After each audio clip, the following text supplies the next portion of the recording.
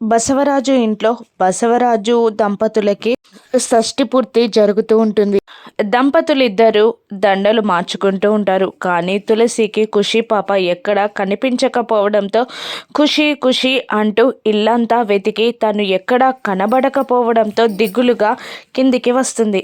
దిగులుగా ఉన్న తులసిని చూసి ఏమైంది తులసి అని అడుగుతూ ఉంటాడు సిద్ధు.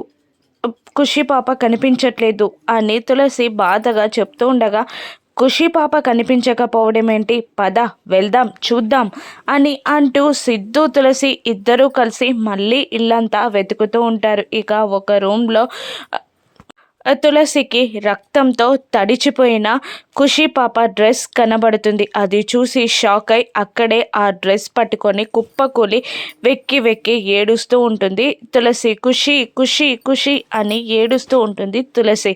ఇక బసవరాజే ఖుషిని ఏదో ఒకటి చేసుంటాడన్న అనుమానంతో కింద స్టేజ్ మీద దండలు మార్చుకుంటున్న బసవరాజు దంపతుల దగ్గరికి వచ్చి కోపంగా తులసి బసవరాజు కాలర్ పట్టుకొని, చెప్పు నా కూతురు ఖుషి ఎక్కడ, చెప్పు నా కూతురు ఖుషి ఎక్కడ అని తులసి బసవరాజుని నిలదీస్తూ ఉంటుంది.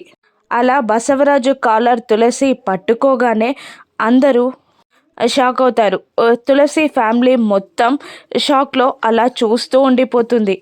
తులసి సిద్ధుల మధ్య గొడవలు పెరగనున్నాయా, విడిపోతారా, తులసిని సిద్ధు అపార్థం చేసుకుంటారా, ఇంతకీ తులసికి ఏమైందో, ఖుషి పాపని కాపాడుకుంటుందో రాను ఎపిసోడ్స్లో చూద్దాం. Thank you for watching.